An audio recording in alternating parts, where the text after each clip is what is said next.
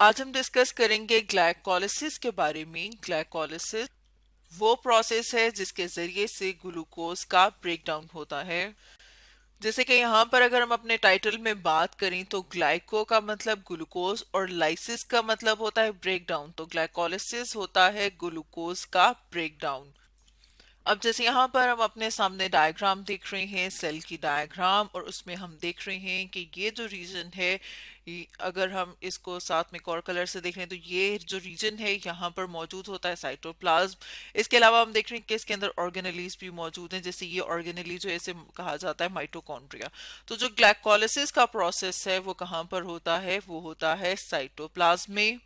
तो जैसे कि यहाँ पर हम अपने सामने इक्वेशन देख रहे हैं, इसमें हम देख सकते हैं कि ये जो ग्लूकोज है वो 6 कार्बन मॉलिक्यूल है। जैसे कि हम देख रहे हैं ये जो सर्कल्स हैं ये शो करें कार्बन को, तो अगर हम इनको काउंट करें 1 2 3 4 5 6, इसका ब्रेकडाउन होता है और इसके ब्रेकडाउन के रिजल्ट में बनते हैं 2 पाइरोवेट के मॉलिक्यूल, क्योंकि हम देख रहे हैं कि ये स्प्लिट कर गया है और स्प्लिट करके जो इसने बनाया वो है 3 कार्बन कंपाउंड। जैसे यहाँ पर हम देख रहे हैं 1 2 एंड 3, और इस कंपाउंड को कहा जाता है पायरोवेट।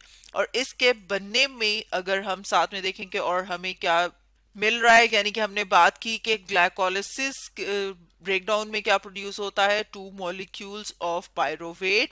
इसके साथ साथ जैसे कि यहाँ पर हम इक्वेशन में भी देख रहे हैं कि हमें मिलते हैं 2 मॉलिक्यूल्स ऑफ एटीपी। एटीपी जिसे कि एनर्जी करेंसी भी कहा जाता है, कि सेल जितने भी काम करता है उसके लिए जो एनर्जी यूज होती है वो किस फॉर्म में होती है, एटीपी।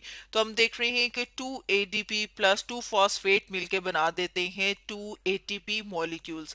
इसके साथ साथ जैसे यहाँ पर हम देख रहे हैं कि 2 NAD पॉजिटिव जो है वो क्या बना देते हैं, 2 मॉलिक्यूल्स ऑफ NADH। ये भी एक एनर्जी मॉलिक्यूल है जिसे यहाँ पर हम देख रहे हैं। इसके अलावा अगर हम एक और चीज देखें तो हम देखते हैं कि ग्लाइकोलिसिस का जो प्रोसेस है ये ऑक्सीजन की प्रेजेंस और ऑक्सीजन की एब्सेंस यानी कि दोनों में हो सकता है। तो हम देखते हैं कि ग्लाइकोलिसिस जो है वो हम कह सकते हैं कि विद और विदाउट ऑक्सीजन दोनों तरह से हो सकता है। तो अब अगर हम थोड़ा सा डिटेल में देखें ग्लाइकोलिसिस का प्रोसेस कि स्टेप बाय स्टेप किस तरह से हम देख सकते हैं ग्लाइकोलिसिस को, तो जैसे कि यहाँ पर हम अपने सामने देख रहे हैं कि ग्लूकोज जो है वो क्या है, वो 6 कार्बन कंपाउंड है। तो हम देखते हैं कि ग्लूकोज का फर्दर रीअरेंज होता है, और रीअरेंज जब होता है तो उस टाइम पर हम देखते हैं कि वो ग्लूकोज से क्या बन गया, ग्लूकोज 6 फॉस्फेट। साथ में हम देख रहे हैं कि यहाँ पर तो इस स्टेज में हम देख रहे हैं कि एक एटीपी कन्वर्ट हो जाता है एडीपी में, और साथ में हम देख रहे हैं कि ग्लूकोज जो है वो ट्रांसफॉर्म हो गया है ग्लूकोज 6 फॉस्फेट में। साथ में हम देख रहे हैं कि ग्लूकोज जो है वो भी 6 कार्बन कंपाउंड है, और ग्लूकोज 6 फॉस्फेट जो है ये भी 6 कार्बन कंपाउंड है। अगेन हम देखेंगे कि दोबारा से ग्लूकोज 6 फॉस्फेट जो है वो ट्रांसफॉर्म होगा फ्रक्टोज 6 फॉस्फेट में, और दोबारा से हम देख रहे हैं कि ये भी क्या है, ये भी 6 कार्बन कंपाउंड है। अब हम देखते हैं कि जब ग्लूकोज 6 फॉस्फेट जो कि 6 कार्बन कंपाउंड है, हम यहाँ से कलर चेंज कर लेते हैं, ये दोबारा से अब ये 6 कार्बन कंपाउंड जो है इसने किस में कन्वर्ट होना है, इसने 3 कार्बन कंपाउंड में। अब क्योंकि ये 6 कार्बन का एक कंपाउंड था, जब ये टूट के 3 कार्बन के कंपाउंड बनेंगे तो ये 2 बनेंगे, इसलिए हमने यहाँ पर इसके साथ लिख दिया है 2x। और हम देख रहे हैं कि यहाँ पर बन रहा है ग्लिसरल्डिहाइड 3 फॉस्फेट, यानी कि 2 मॉलिक्यूल बनेंगे ग्लिसरल्डिहाइड 3 फॉस्फेट के। और अगेन यहाँ पर एक एटीपी दोबारा से कन्वर्ट हो जाएगा एटीपी में।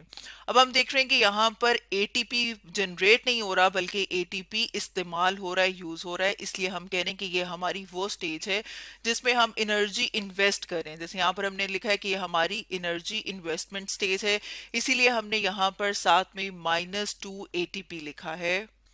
इसके बाद जब हम नेक्स्ट स्टेज देखते हैं तो हम देखते हैं कि C3 जो कि 3 कार्बन कंपाउंड है, जो कि ग्लिसरल्डिहाइड 3 फॉस्फेट है, ये ट्रांसफॉर्म होगा 1,3 बाय फॉस्फोग्लिसरेट में। और यहाँ पर हम देख रहे हैं कि अब इसमें क्या हो गया, 2 फॉस्फेट ऐड हो गए हैं, और साथ में हम देखते हैं कि NAD पॉजिटिव कन्वर्ट हो गया 2 NADH में। साथ में हम देखते हैं कि अगेन जब 1,3 बाइफॉस्फोग्लिसरेट कन्वर्ट होता है 3 फॉस्फोग्लिसरेट में।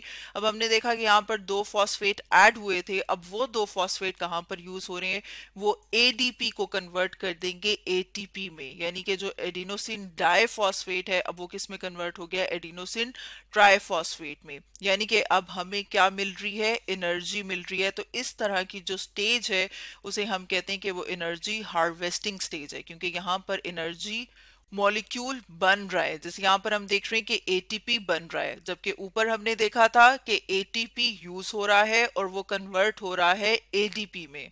अब हम देख रहे हैं कि 3 फॉस्फोग्लिसरेट कन्वर्ट होगा फॉस्फोइनोल पायरोवेट में, जैसे कि यहाँ पर हम देख रहे हैं। अब phosphoenol pyruvate again 3 carbon molecule है। जो लास्ट स्टेज इसकी आएगी, जैसे कि हमने ऊपर डिस्कस किया था कि ग्लूकोज का ब्रेकडाउन होता है और एंड में हमें मिलता है पायरोवेट जो कि 3 कार्बन कंपाउंड है।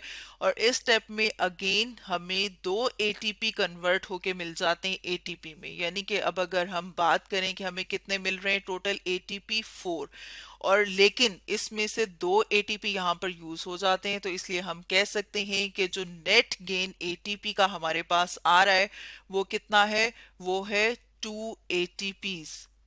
ग्लाइकोलिसिस के बाद जो फर्दर स्टेप्स होते हैं उनको समझने के लिए हम अपने सामने एक और फ्लो चार्ट ले आए हैं। यहाँ पर जैसे हमने ऊपर बात की थी कि सेल के अंदर ये वाला जो रीजन है जिसे कि साइटोप्लाज्म कहा जाता है, वहां पर होता है ग्लाइकोलिसिस। ग्लाइकोलिसिस जिसमें क्या होगा, ग्लूकोज का ब्रेकडाउन। अब ग्लूकोज कन्वर्ट हो गया है पायरोवेट में और उसके एंड में हमें एनर्जी मॉलिक्यूल मिल गया जिसे कि एटीपी कहा जाता है, और साथ में हमें मिला NADH। अब जो पायरोवेट है उसमें फर्दर थोड़ी बहुत चेंजेस होती हैं और वो एंटर हो जाता है एक साइकिल में जिसे कि सिट्रिक एसिड साइकिल कहा जाता है। सिट्रिक एसिड साइकिल दोबारा से हमें एनर्जी मॉलिक्यूल देता है जिसे कि एटीपी कहा जाता है।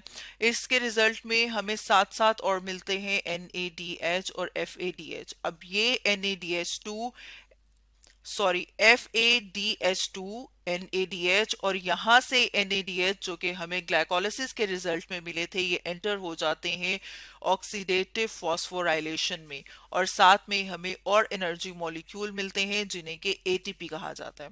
अब ये जो साइकिल है जिसे कि सिट्रिक एसिड साइकिल कहा जाता है, इसे हम डिस्कस करेंगे अपनी नेक्स्ट वीडियो में। तो स्टूडेंट्स, आज हमने डिस्कस किया ग्लाइकोलिसिस के बारे में।